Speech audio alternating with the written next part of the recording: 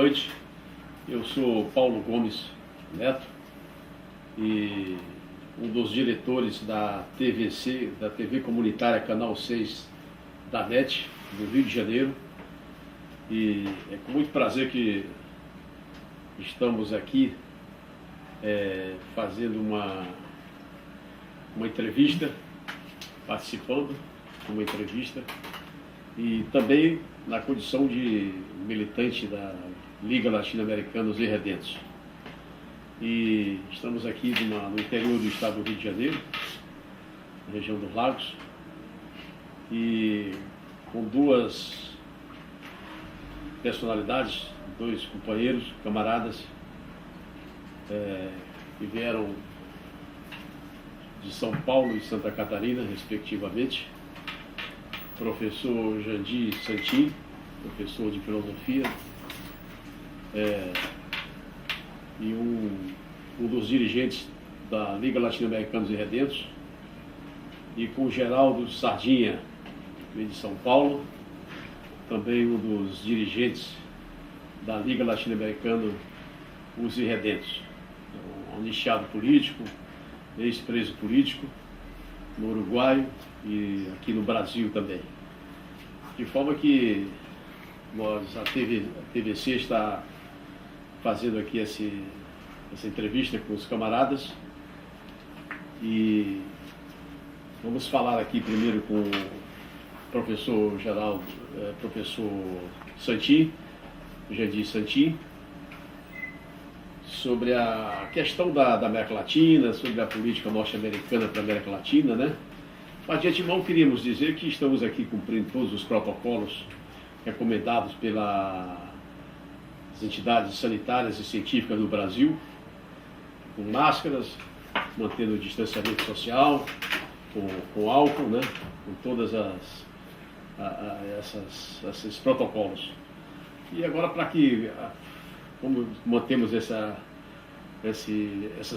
providências, né, do álcool, da máscara, vamos retirar para podermos fazer aqui uma gravação mais nítida, né? Porque a máscara às vezes atrapalha um pouco.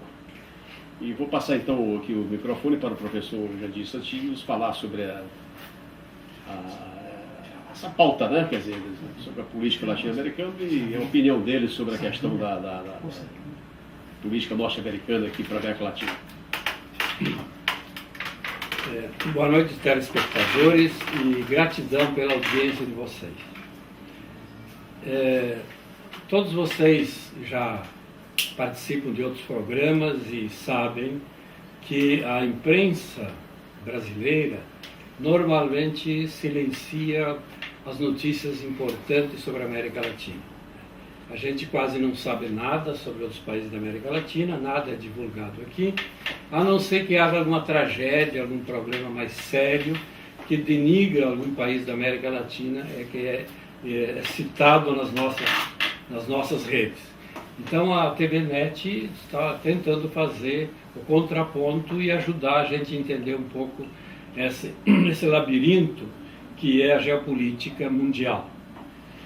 Para começar, a gente precisa entender que quem manda no mundo realmente é o mercado financeiro.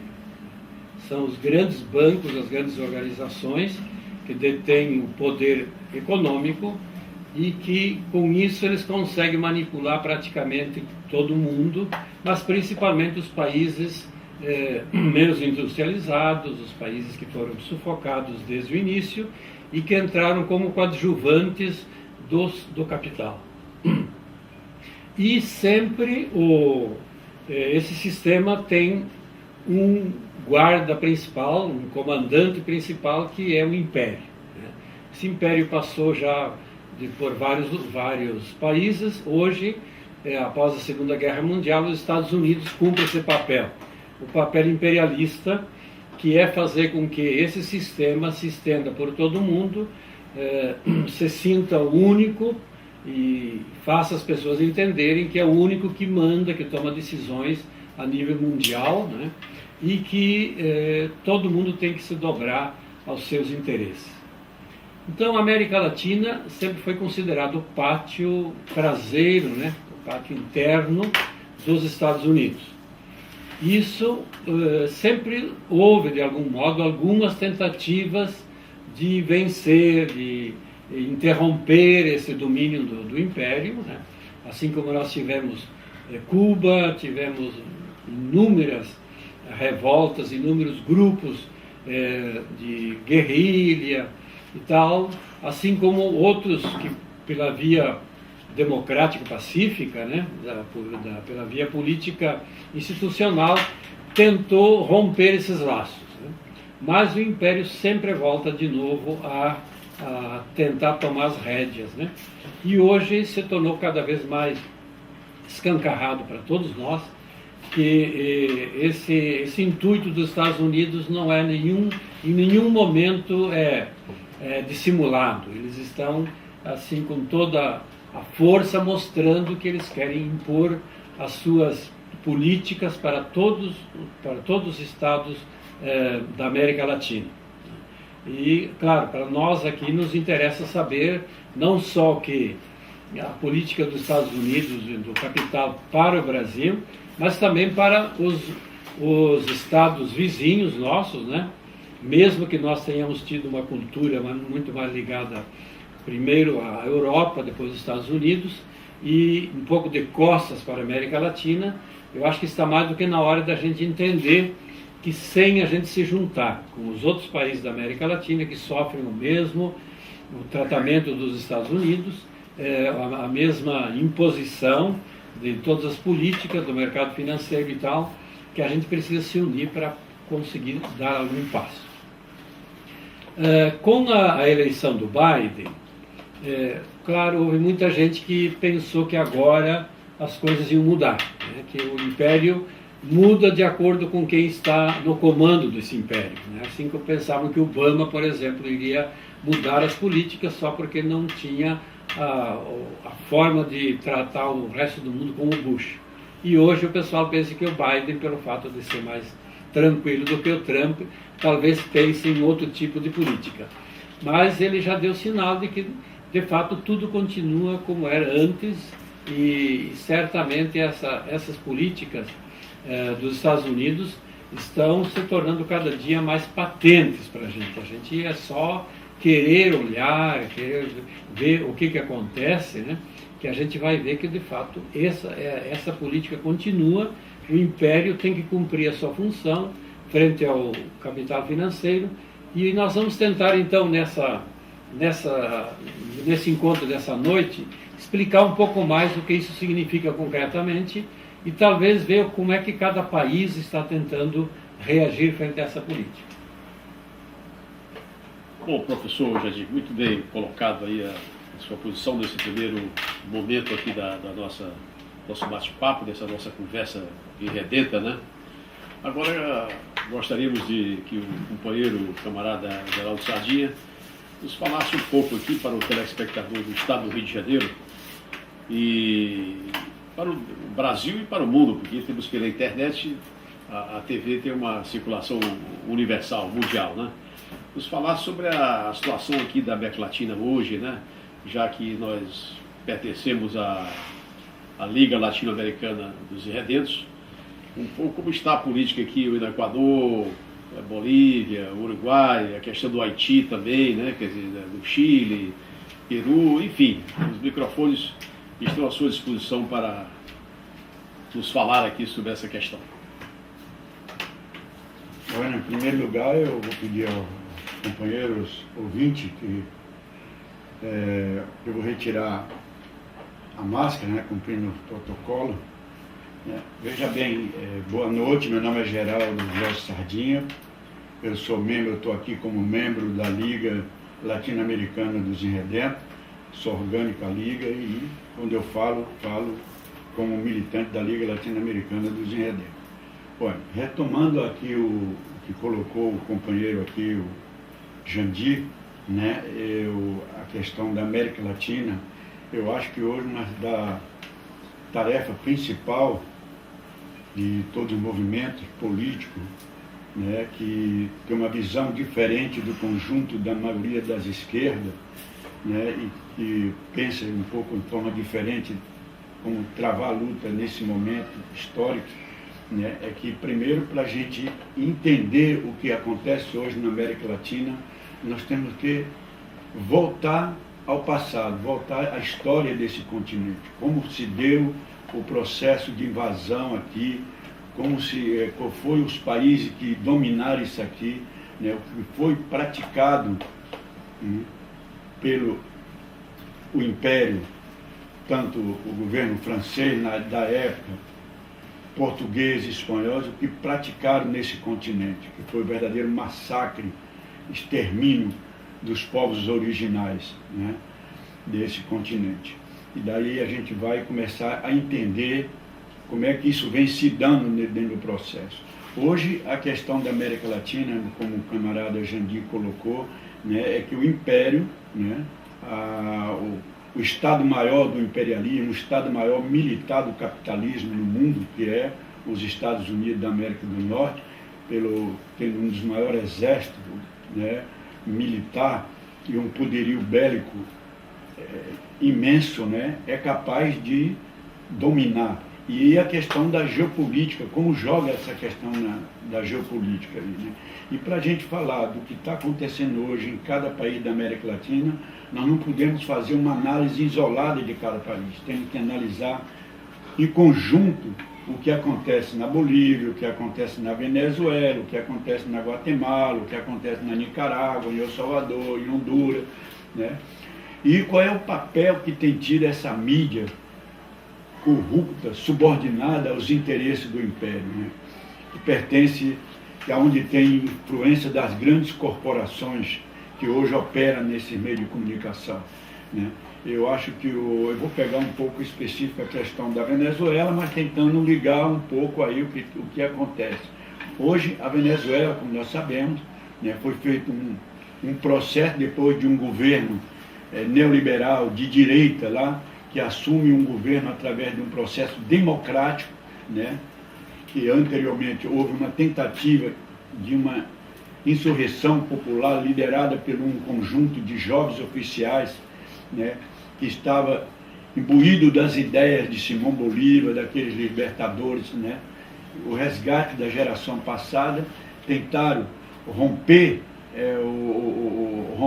a dominação do imperialismo naquele país, né. Se deu uma tentativa, eu não digo golpe, porque não foi um golpe que envolveu o movimento popular, entendeu? E fracassou, mas depois o Chávez volta ao governo através de um processo democrático eleitoral, né? E são 22 anos de governo bolivariano, e nesses 22 anos a Venezuela foi o país que realizou mais eleições nesse continente, né? E, no entanto, é um país que nesse momento se encontra bloqueado, né, pelo imperialismo, né? O Maduro é tratado como um ditador, né, quando na realidade não é um ditador. É porque o imperialismo não aceita nesse continente nenhum governo de caráter popular, de caráter, né, que atenda às necessidades do povo e que lute verdadeiramente pelos interesses do país e pelos interesses dos bens e das riquezas naturais dos países. Então, como a gente vê a grande imprensa hoje, ataca diretamente a Venezuela. A Venezuela é uma ditadura, a Venezuela é violência, a Venezuela é um governo terrorista, Cuba é um governo terrorista. Agora, por que só se volta contra a Venezuela, o Império? E por que os países, né, a maioria dos países da América Latina, principalmente agora através do Grupo de Lima, né, encabeçado por esses reacionários vendidos, né, Uruguai, né, secretário-geral da OEA, né, que tanto fez acontecer o que vem acontecendo na Venezuela, a mesma coisa ela aplicou aonde? Na Bolívia, né? Agora, a gente não toma, né, a mídia, né, e esses governos, né, e essa burguesia lacaia de cada país não vê o que acontece na Colômbia. O que é que acontece na Colômbia? Acontece na Colômbia um governo de direita, um governo narcotráfico, liderado pelo narcotráfico, né? É um Estado que só a cada ano elimina líderes dos movimentos sociais, né? O ano passado foram 300 e poucos companheiros que foram assassinados através do processo de paz. Esse ano, a partir de janeiro até agora, no mês de fevereiro, foram 300 e poucos companheiros já eliminados. A imprensa sapaja não coloca nada. Aí há imigrantes da Venezuela, pessoas que saíram da Venezuela e influenciados por esses governos reacionários que foi patrocinado pelo Império, sai da Venezuela com a promessa de que fosse para Peru, para El Salvador, para Honduras, o Brasil, a Argentina, né, que lá eles iriam encontrar o reino lá. Né. No entanto, o que foi que aconteceu depois da pandemia, e é essa que nós estamos vivendo aí? Foram expulsos desses países, expulsos. A imprensa não fala nada. Quantos regressaram à Venezuela e, depois de ter saído, abandonado seu país, sem capacidade de pensar por que estava acontecendo aquilo ali dentro daquele país, estão voltando à Venezuela? A imprensa não fala nada. E as marchas que saíram o ano passado, em 2020, mais de 20 mil pessoas saíram de Honduras, da Nicarágua, da Guatemala, em marcha, caminhando até o México, atravessando Guatemala até chegar no México. Quantas pessoas saíram? O que aconteceu com essas marchas que foram de Honduras ao México? E lá tiveram que parar na divisa, frente ao muro estabelecido pelo Império, né? Ficaram dias e dias ali. As crianças foram retiradas dos pais, levadas para campo de concentração nos Estados Unidos, né? Os governos não falaram nada, a imprensa nada. Por quê? 2021 acontece outra vez saídas e marchas de pessoas se deslocando para lá para entrar nos Estados Unidos, não conseguem, são barrados, são eliminados. E nesse percurso, tem que se dizer quantas crianças, além de ter sido sequestradas pelo governo americano na época do governo Trump, né, levadas para campo de concentração dentro dos Estados Unidos, retiradas dos pais. Quantos foram sequestrados pelos grupos de narcotraficantes, transformados as crianças jovens em prostitutas, vendidas no mercado negro? Quanto? A imprensa não fala nada, volta só para a Venezuela. Aí nós temos o que acontece no Uruguai, o que acontece no Paraguai, o que aconteceu na Bolívia, pouco foi comentado. Por quê? Porque isso, um golpe militar, forjado pela OEA, né? E o povo deu a resposta como? Nas urnas. Né? Nas urnas deu a resposta. Então, é o que vem acontecendo. Por que acontece isso? Porque é uma política, como colocou o companheiro Jandir, de dominação. O Império quer voltar e tem a América Latina como o quintal dos Estados Unidos. É o desejo do domínio das riquezas de matéria-prima que nós temos no nosso continente. Então, hoje nós temos, espalhando no Brasil, né? Olha o quadro do Brasil que nós estamos vivendo com esse governo. É um governo totalmente vinculado aos interesses das grandes corporações internacionais, vendida ao governo do Império, né?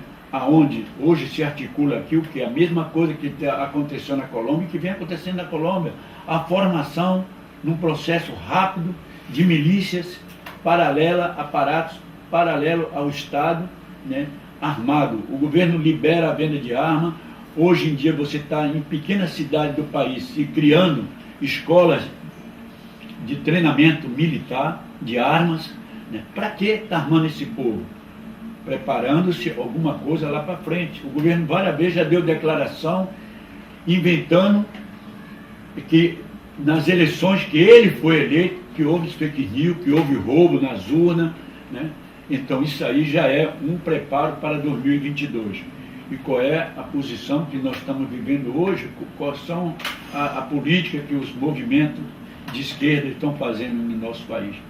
Né? Então eu acredito que nós temos que aprofundar bastante em relação a uma análise mais séria, mais ligada à realidade, para que possamos entender o que vem acontecendo. Eu não acredito, né, que a coisa vai se dar por esse caminho. Eu acho que nós temos que batalhar, levar, e é uma das posições do pequeno grupo que eu participo, que é a Liga Latino-Americana dos Irredentos, que é nós continuarmos um trabalho de resgate da história, né, trazer essa história dos nossos antepassados, a história dos companheiros, do movimento que houve nesse continente, né, em luta pela verdadeira independência disso, né, e tentando gerar a memória dessa juventude, resgatar a história, gerar memória, para que a gente possa dar um avanço político. Né? Não adianta a gente querer fazer um governo de caráter democrático, mas se o Brasil não se concentra na questão da formação política, da formação ideológica, né, e da cultura desse país. Então eu acho que a situação hoje, eu vejo no ponto de vista muito crítica na América Latina. Eu acho que, né, eu terminei de ler um livro agora de um companheiro uruguaio, que é A Lenda Insurgente, que mostra realmente que nós, a qualquer momento, vamos voltar a ter grandes movimentos de enfrentamento com os interesses americanos. Né? Haja visto que eles estão se armando na América Latina. Né? Olha o que está acontecendo no Equador, né? A Colômbia nós temos 11 bases militares do Império. Né? Então eu acho que isso aí é hora da gente refletir, parar e refletir e tentar analisar mais a fundo isso aí. Muito bem, Sardinha, muito bem colocado aí, as duas colocações. Vocês dois, quer dizer, tanto o Jandir quanto o Sardinha, fizeram uma referência sobre a imprensa, né? Quer dizer, a grande mídia nacional, não só no Brasil, mas em toda a América Latina, né? Quer dizer, ela não publica nada, não divulga essas lutas, esse movimento, nem denuncia essa política imperialista, porque ela está comprometida com essa política. E evidentemente que ela está atendendo os interesses dos seus grandes anunciantes, que são essas grandes empresas capitalistas.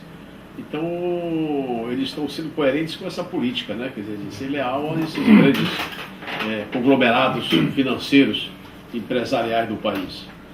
E aqui a TVC, Canal C da NET, ela tem procurado ao longo dos seus 20 anos de existência, dar vez e voz a esses movimentos, ainda que a gente tenha seja uma TV ainda bem restrita e tal, mas nós temos exercido esse papel aí de uma forma brava e assim, firme, né? Mas eu queria levantar uma questão aqui, que o governo do Trump, truculento Trump, quer dizer, que era o representante do Império, ele era um governo identificado com a extrema-direita, quer dizer, um governo fascista que apoiou e estimulou toda essa política de rapina, né, e de opressão sobre os povos da América Latina. Porém, ele sofreu uma derrota lá fragorosa, né, diante daqueles movimentos grandes que surgiram nos Estados Unidos, sobretudo quando a polícia assassinou covardemente aquele George Gould, lá o rapaz lá negro, né, lá nos Estados Unidos. Então houve aquele grande movimento e tal. Então nós acreditamos que imaginamos que esse recém-eleito lá, o Biden, ele foi vice-presidente do Obama. E na condição de vice-presidente, ele esteve no Brasil, quando a presidente Dilma ainda governava o Brasil, que sofreu um golpe violento aí, né, por parte desses grupos extremistas de direita. Ele esteve no Brasil e ainda estava em vigor a Comissão Nacional da Verdade, que apurava as arbitrariedades e as violências cometidas pela ditadura, né, quer dizer, tentando fazer essas reparações. E ele esteve no Brasil e entregou à Comissão Nacional da Verdade, a presidente Dilma estava presente, com muitos documentos trazidos dos Estados Unidos a essa comissão. Então eu imagino que esse Biden, ele tem uma visão, mesmo sendo dirigente de um império, né, quer dizer, mas ele tem uma visão não de extrema-direita, fascista. Tanto que ele tem Bolsonaro, por exemplo, o presidente do Brasil, ele era alinhado assim, de uma forma até servil e ao Trump, né? Quer dizer, fez continência para a bandeira dos Estados Unidos, quis nomear um filho embaixador lá, não conseguiu. E parece que há uma contradição entre a política do Biden, que é mais preocupado com a questão do meio ambiente, né? Quer dizer, discorda da posição do atual governo brasileiro, e a questão dos direitos humanos mesmo, né? Porque esse governo atual é um governo genocida, né? Quer dizer, um governo, no momento que vivemos uma pandemia violenta, em que milhares e milhares de brasileiros estão morrendo, ele está mais preocupado com armas do que com a vacina. Quer dizer, a gente vê que a política desse governo é realmente de crueldade, né? Quer dizer, então eu imagino que haja uma pequena contradição na política do imperialismo para a América Latina. O Trump aprofundou, recrudesceu a política contra Cuba nos Estados Unidos e contra a Venezuela. Eu sei que o Império tem uma política a conduzir, tem interesses financeiros grandes, e ele representa isso. Mas é sobre essa contradição que eu gostaria de ouvir a opinião aí dos dois camaradas, se isso pode significar uma contradição dentro do imperialismo. Quer dizer, aqui no Brasil temos um governo de extrema direita, ele lá não se enquadra nessa política, né? Quer dizer, genocida. Ao contrário, em questão da pandemia nos Estados Unidos, ele já tomou uma série de medidas que contrariou o anterior. Eu queria ouvi-los sobre isso. Bom, claro que a história não necessariamente é lógica, né? Sempre existem surpresas e mudanças que às vezes não serão esperadas. Com o Biden a gente pode esperar, por exemplo, claro, um cuidado maior com a questão do meio ambiente. Basta ver que ele assinou o protocolo já de Paris e tal, e também já mandou para o governo brasileiro uma série de reclamações a respeito de como o Brasil, como governo, está tratando o meio ambiente. Então, talvez nesse ponto, e parece que há já uma certa tentativa de resposta do Brasil, através do vice-presidente Mourão, que está assumindo um pouco esse setor, né, da questão do meio ambiente e tal, e que haja alguma contradição realmente com o nosso governo, e que isso ajude a manter um pouco mais a questão do meio ambiente. A gente sabe que o meio ambiente muitas vezes pode ser cuidado não por amor ao meio ambiente, mas por amor ao que ele pode dar, né? Que é o dinheiro. Se você cuidar do meio ambiente, você ganha mais, inclusive a médio e longo prazo. Então é uma medida inteligente a gente cuidar do meio ambiente, né? Tanto para a esquerda como para a direita, né? Então eu acho que alguma contradição nesse ponto deve haver, e talvez isso ajude a que a questão do meio ambiente começa a ser tratada de um modo um pouco melhor, porque de fato nos últimos anos foi um desastre total, principalmente no ano passado, né?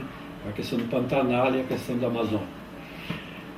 Na questão dos direitos humanos, é um tema interessante, mas é um tema muito vago, né? Porque afinal, por que os direitos humanos, porque na Colômbia não são cuidados para nada, se mata à torto e à direita todos os dias, eu vi hoje ainda uma estatística, as Forças Armadas matam pelo menos cada 2 dias, né? Então, e por que lá não vale, né? Então aí a gente tem que entender a diferença. E esses dias um venezuelano que eu encontrei, motorista de Uber, ele me disse qual é a diferença entre Venezuela e Colômbia para os Estados Unidos. Que a Venezuela tem petróleo, tem urânio e tem outras coisas que servem muito para os Estados Unidos, e eles queriam isso. A Colômbia, por seu lado, é a maior produtora de coca. E a coca é muito mais fácil de você explorar e fazer render, e a gente sabe que a CIA é um dos grandes beneficiários disso, e a CIA está com interesse, por isso que eles protegem a Colômbia, onde eles têm um mercado garantido, tranquilo, com 11 bases militares, né? E por outro lado atacam a Venezuela porque tenta ser independente, né? Então, alguma contradição, alguma mudança pode haver a partir da política norte-americana, mas o principal, o básico daquilo que o Império quer, que é o domínio das riquezas e das consciências. Para dominar as riquezas é muito mais fácil, ao invés de você fazer guerra, se você domina as consciências. E nós, aqui do Brasil, criamos um terreno muito propício para isso. A partir da ditadura militar 64-85, houve assim uma piora na educação, no nível da educação, na formação de consciência, de brasilidade, etc., né? E houve assim um aumento imenso de pessoas que de fato não têm nenhuma consciência do que é ser uma nação, do que é ser um país, do que é ser um brasileiro, né? Quer dizer, nós perdemos toda a capacidade de pensar o país, né? Nós não temos projeto de Brasil, né? Nem a burguesia tem, nem a esquerda tem, nem o povo tem. Todas as tentativas que houve de tentar criar um projeto nacional, todas elas fracassaram, se interromperam pelo meio, e se não se interromperam por própria conta, foram interrompidos à força. Então, a realidade é que nós seguimos uma política que o Império vinha trazendo desde o tempo de Pinochet no Chile. O Chile foi totalmente desindustrializado. Essa política passou pela Argentina, agora está passando aqui, o Brasil está sendo desindustrializado e voltando a ser uma colônia produtora de matéria-prima. Então, essa é a verdadeira e grande política do Império. A verdadeira e grande política do Império. Então, a gente tem que entender que o domínio é feito através de três coisas. Primeiro, o domínio econômico. Então, todos os países estão dependurados nos grandes bancos. E agora com a pandemia, ainda mais. Até o nosso presidente disse que o Brasil está quebrado. Então, a primeira coisa é isso, quer dizer, todos os países estão como se estivessem manipulados, bonecos manipulados pelo mercado financeiro. O segundo é a força militar. E essa força militar agora foi incrementada através da polícia, as empresas particulares de segurança, e nós temos aqui no Brasil um fenômeno terrível que mais ou menos seguiu aquilo que os paramilitares fizeram na Colômbia, que são as milícias. As milícias incentivadas, inclusive, com essa venda de armas, etc.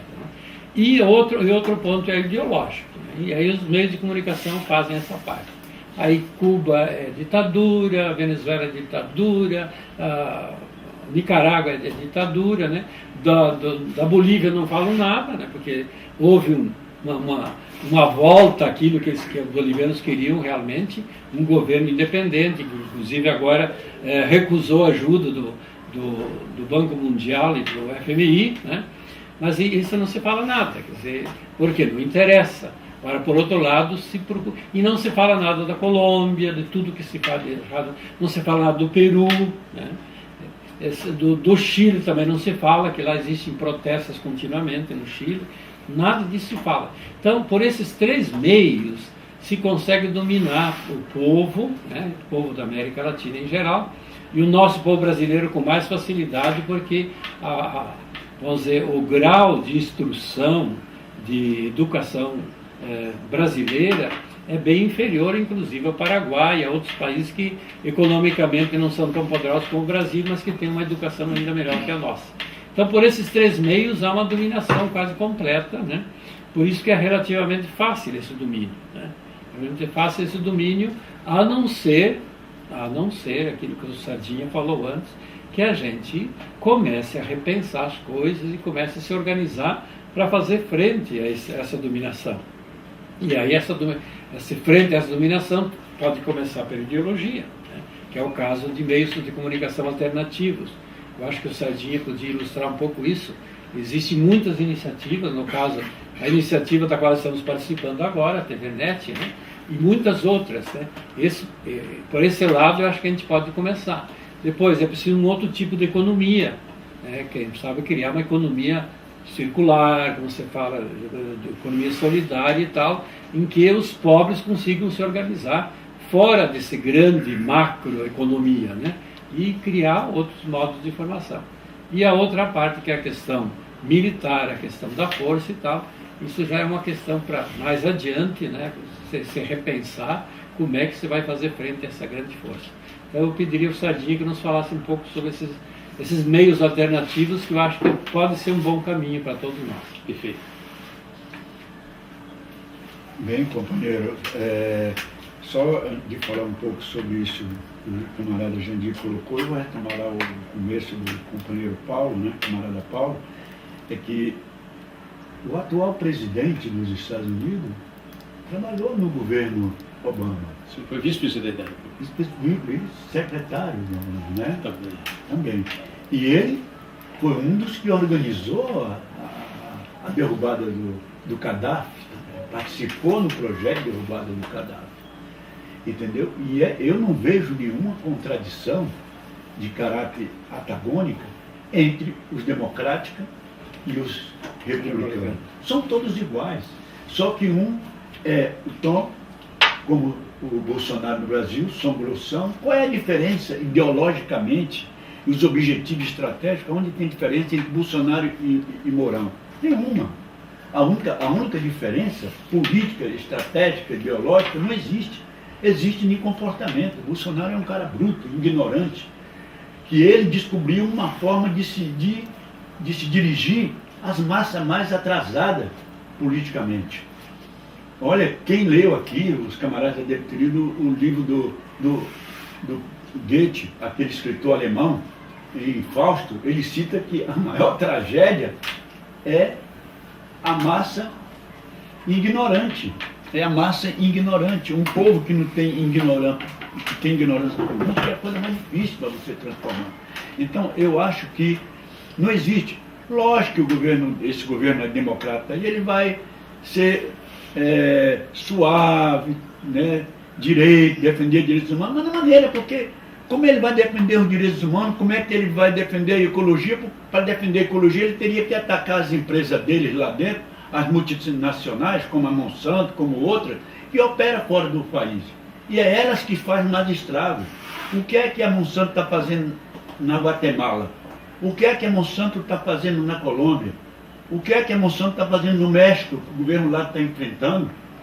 São os maiores estragadores do meio ambiente, são as multinacionais, e que dá suporte aos destruidores internos do país. Então isso é uma demagogia pura, mas os objetivos estratégicos é o mesmo, entendeu? Vai mudar um pouco a maneira de operar. Que moral tem os Estados Unidos de querer defender os direitos humanos quando é um país que ainda tem pena de morte? Quantos presos tem nos Estados Unidos? Quem domina a teoria que surge agora aí, que está na moda aí, se articulando aí, que é a privatização de forças armadas. Onde já se viu que num Estado que se intitula democrático possa existir empresas de mercenário aberta, legalizada, onde você aluga, estabelece acordos comerciais de mandar mercenário para outro país com a cobertura desse Estado. Imagina você se amanhã o Maduro for deixar na Venezuela uma empresa que recruta gente para derrubar o governo do Brasil. Ora, não tem, vem com essa piada, isso é uma piada, entendeu? Então eu acho que não existe forma. Eu acho que a única forma, eu não vejo também, camarada, condições de nenhum país da América Latina se conseguir a sua segunda independência, e o Brasil é a primeira, porque primeiro a gente tem que ver que o Brasil nunca... Como foi o movimento de independência desse país? Não houve independência aqui. Hoje nós estávamos conversando ali, batendo papo, fora daqui, não houve. Qual é a história do Brasil? O que é que está acontecendo no Haiti, companheiros? O Haiti está com 3 meses e com processo insurrecional, onde se mata todo dia, né? Chega a me arrepiar, porque no Haiti parece que o povo haitiano está pagando pela ousadia histórica que teve lá atrás de se transformar no primeiro país independente. E além de se independizar primeiro, ajudou a Simão Bolívar em sua luta, né? Mandou os negros assumir o compromisso com Simão Bolívar. Olha, ajuda que você... A primeira coisa é libertar os escravos. O Haiti está pagando esse preço até hoje. E que moral tem esses países europeus descarados, entendeu? Que vieram para aqui, que fizeram miséria, O que foi que eles fizeram com os índios aqui? O que foi que eles fizeram com a cultura dos Incas, né? Quem quiser pode ter um livro muito bem que eu indico para alguns companheiros que devem ler, que é um livro do Jorge Abelardo Ramos, né? Que é a história da pátria latino-americana. O massacre é um crime de lesa humanidade. Então esses europeus sem vergonha vêm aqui querer impor respeito aos direitos humanos. O que é que eles fazem com os imigrantes quando chegam lá? O que foi que a França fez há 4 anos atrás com aquele paísinho africano lá? Bombardeou, massacrou, entendeu? Agora vem querer dar lição de moral para a gente. Não, eu acho que nós temos que se rebelar, eu acho que o povo tem que tomar consciência e saber que só vamos conseguir a nossa independência com a unificação e com o resgate da história da pátria grande.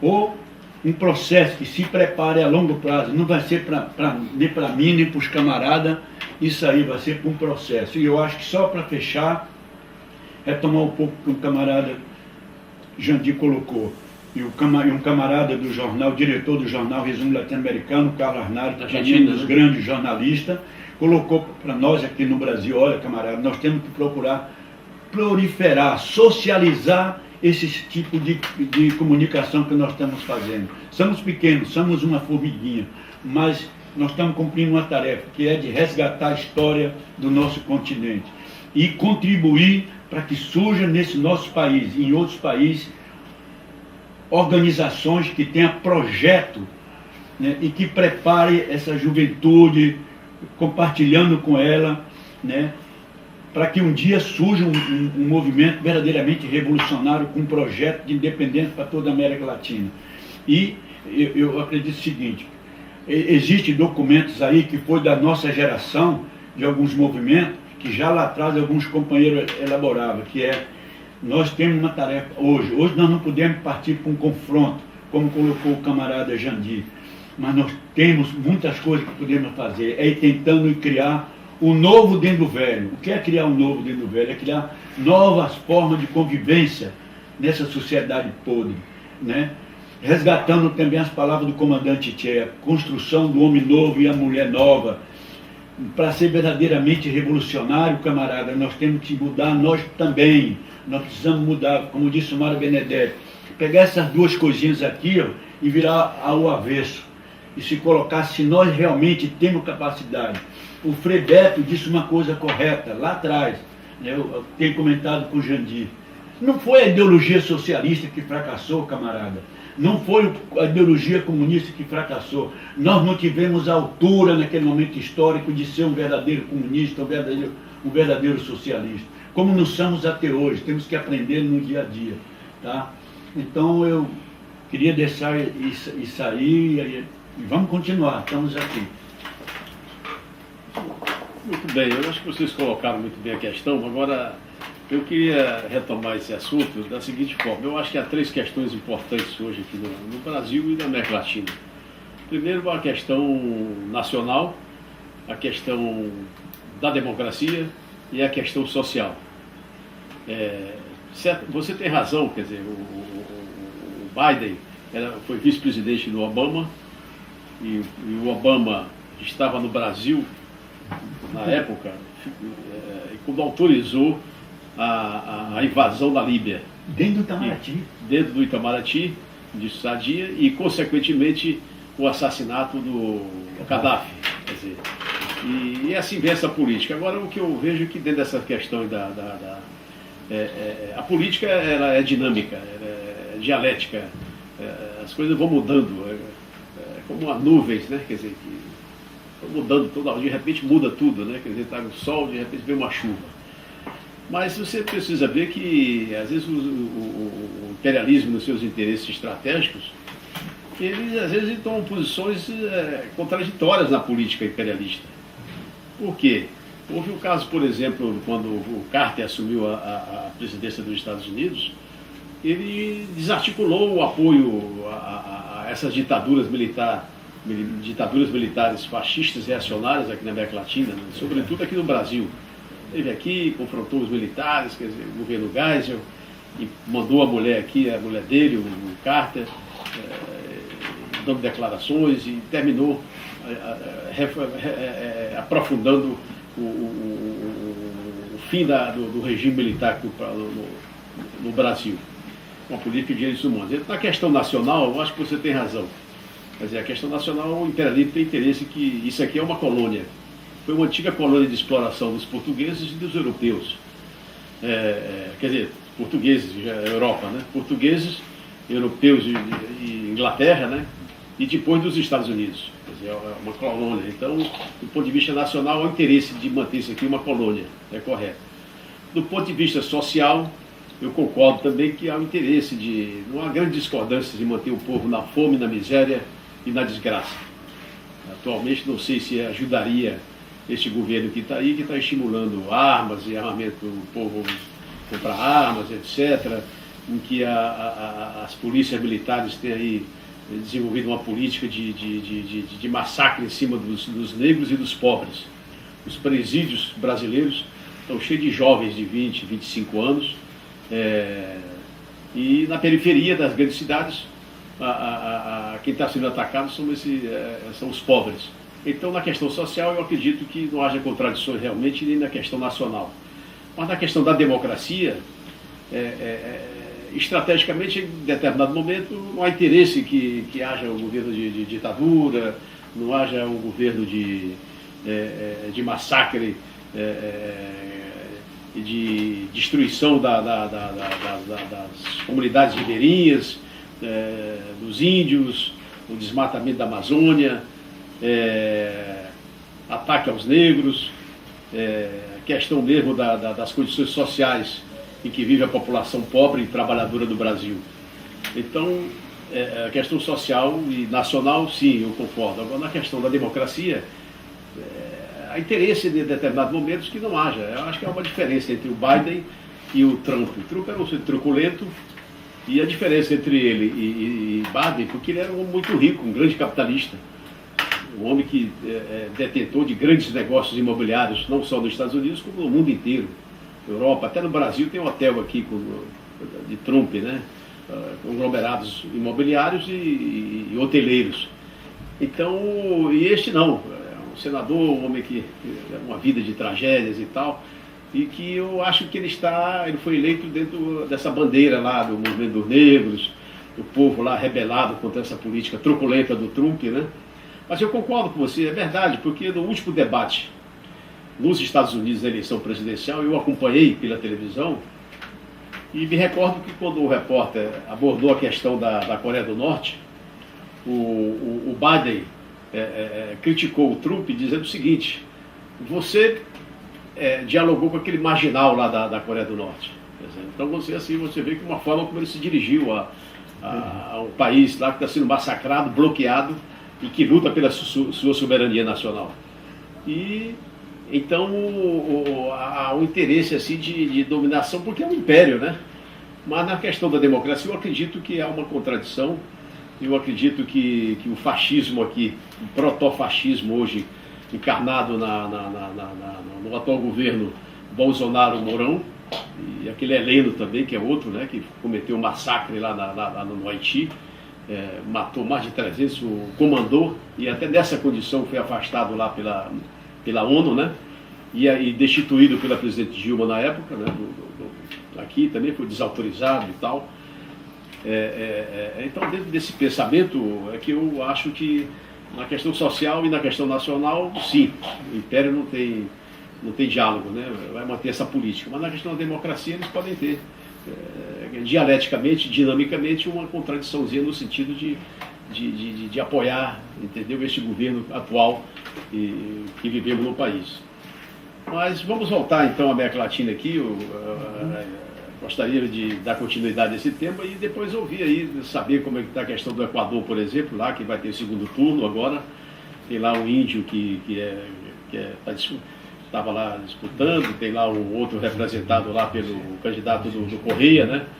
E é uma questão que interessa muito para nós aqui, a política lá do Equador, que nós estamos atentos e acompanhando o desenrolar de todo esse processo aqui na América Latina, né? Quer dizer, o Chile também, rebelado, a Bolívia tomando posições lá democráticas, a Argentina conseguiu lá eleger um governo progressista, né? Quer dizer, que também está em contradição com este governo aqui, né? Do Brasil. E dentro desse raciocínio eu queria que vocês ainda manifestassem aí a opinião aí da Liga. Né? Eu concordo com o camarada Paulo que ele colocou, só que, do meu ponto de vista, ainda há uma contradição. Esse respeito à democracia, gozado, só se dá o respeito à democracia nos países que lhe interessam. Para ter um país mais violento do que a Colômbia, Contradição. onde se assassina, fizeram um processo de paz e não tem nenhum respeito, onde opera milícias paralelas ao Estado, essas milícias são financiadas pelo Estado, e além disso funciona, opera os grupos de narcotraficantes com cobertura do Estado. As eleições foram sujas. Quanto por cento teve o Duque nas eleições dele? Quanto por cento teve o presidente que foi eleito em Honduras? Não há nenhum protesto.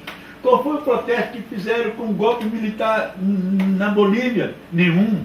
Quer dizer que a democracia só é aquela que interessa ao império. Sim, na época do Trump isso. Não, na época do Trump, mas que a posição do governo agora, americano atual, democrata, que respeita a democracia, é a mesma, camarada, é a mesma. Essa semana ele deu 2 declarações que ele falou: eu só negocio com a Venezuela se Maduro renunciar ou se Maduro chamar as eleições. Ora, por que ele não diz isso para a Colômbia? Por que ele não fala isso para Honduras? Por que ele não deixa o processo correr de forma normal lá no Equador? E está fazendo um jogado sujo?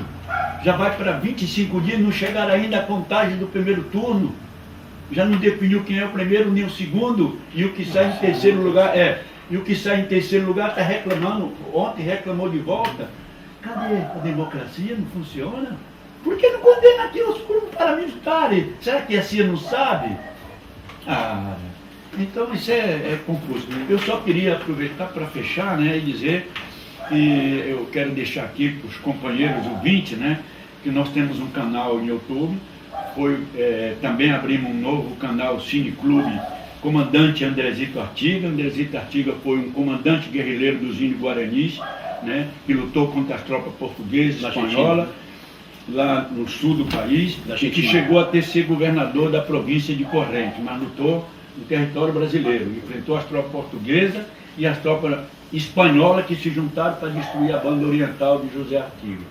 Tá? E o nosso canal chama Canal Irredento, em YouTube, e lá temos o canal normal, onde um processo de resgate da história, que estamos entrevistando todos os velhos camaradas da luta revolucionária no continente a partir da década de 50, né? E temos o Cine Clube, onde é dito artigo.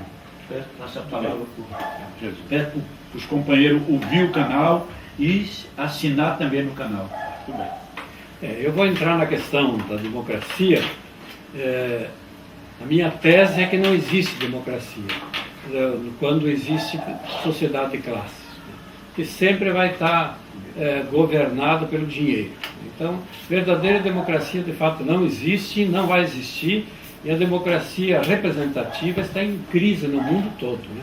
Cada vez há menos gente participando das eleições, há mais notícias e acusações de corrupção, etc., né?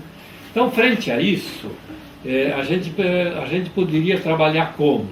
Um outro tipo de democracia. Para nós, irredentos, essa democracia se chama sociocracia, né? Que é o poder distribuído entre todos, em que a gente junto resolve os problemas da sua comunidade, do seu grupo, da sua entidade, da sua organização, etc., né?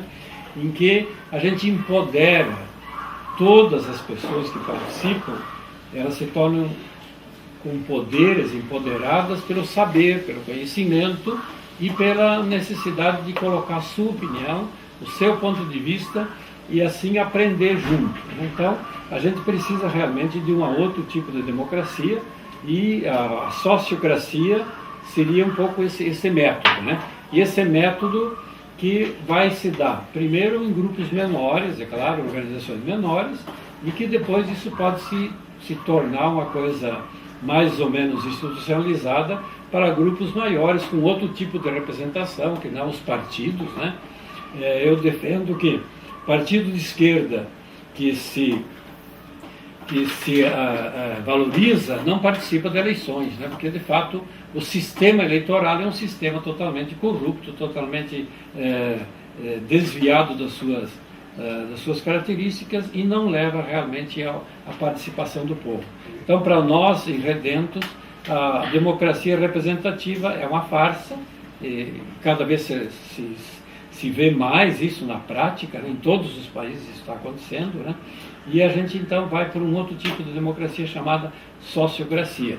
Nesse sentido, eu queria dizer que os sinais de esperança no meio desse mundão escuro que a gente está divisando aí, eu acho que andam por aí. São essas pequenas experiências de grupos de permacultura, grupos ligados a pequenas organizações de bairro, do interior, gente que começa a cultivar junto, que começa a renegar os agrotóxicos, que começa a criar comidas diferentes e principalmente um novo poder, que é esse poder popular, baseado num modo de se organizar de modo diferente, inclusive na economia. Não uma economia de extorsão, de juros, etc., mas uma economia de colaboração.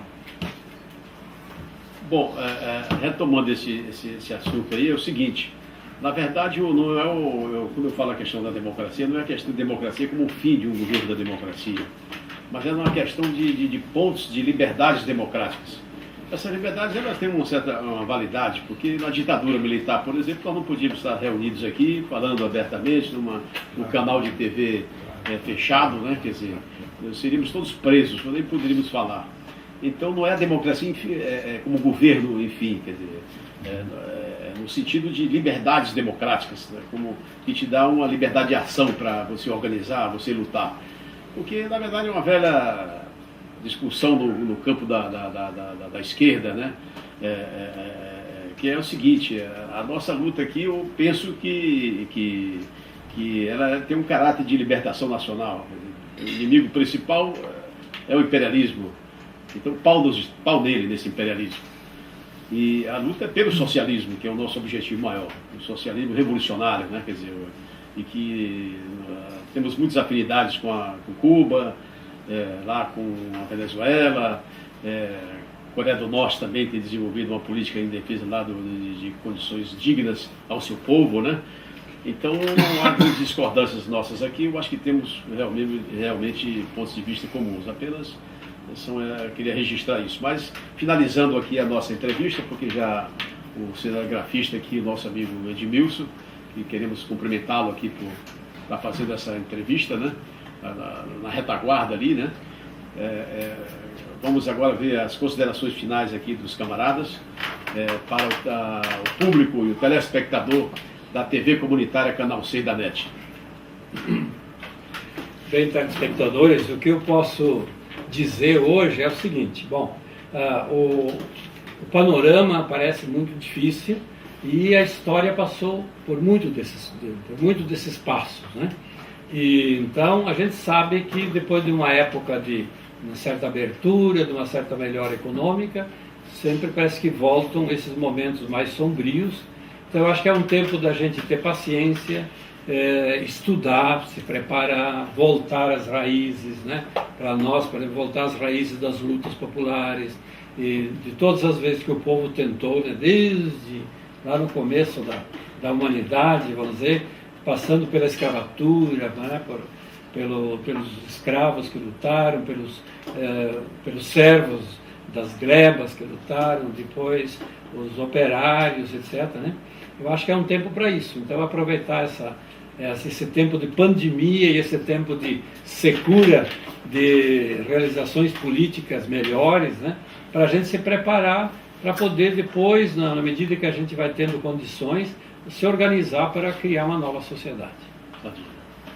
Bueno, em primeiro lugar, eu queria agradecer ao companheiro Paulo pela oportunidade, né, cedida aí à Liga Latino-Americana dos Redentos, ele também é membro, né, pela essa oportunidade de nós estarmos aqui hoje podendo expressar.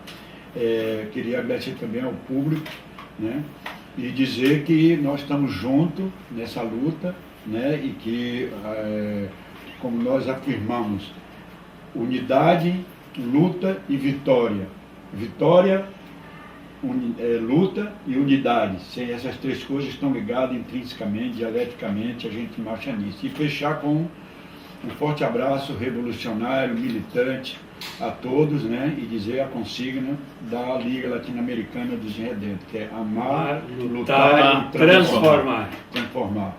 Um abraço para todos, com todo carinho revolucionário.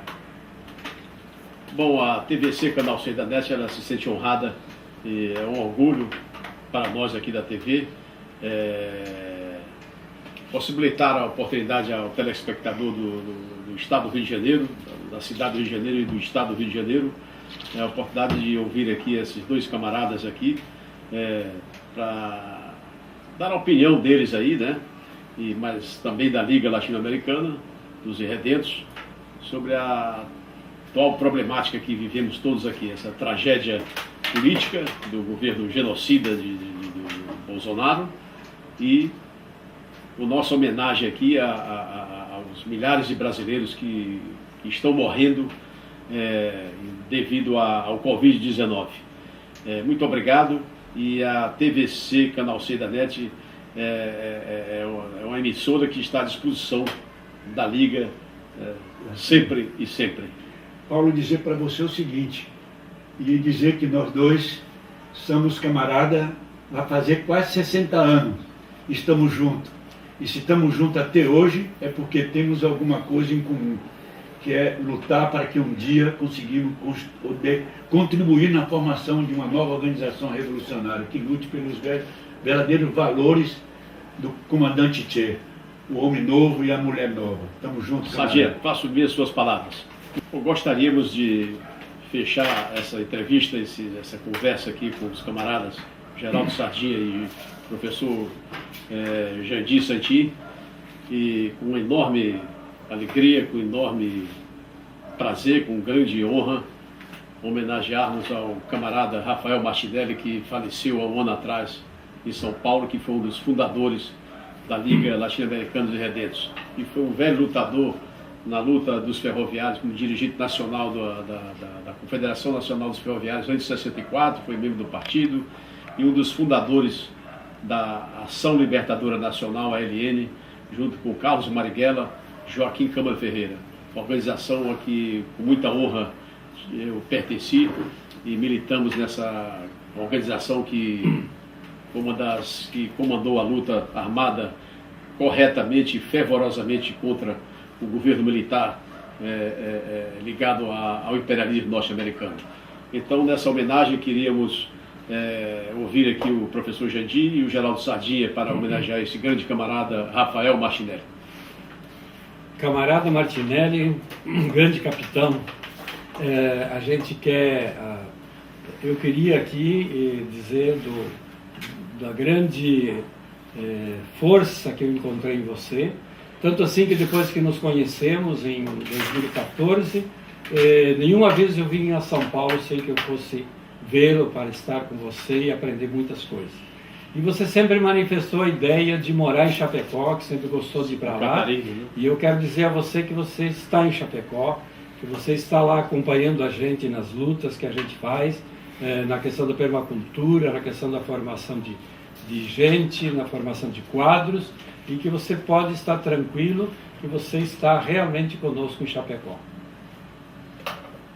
Velho camarada do meu coração, com quem eu tive o prazer de compartilhar uma boa parte da minha militância, depois de 2013, no Fórum Político de São Paulo, depois junto na construção da Liga Latino-Americana.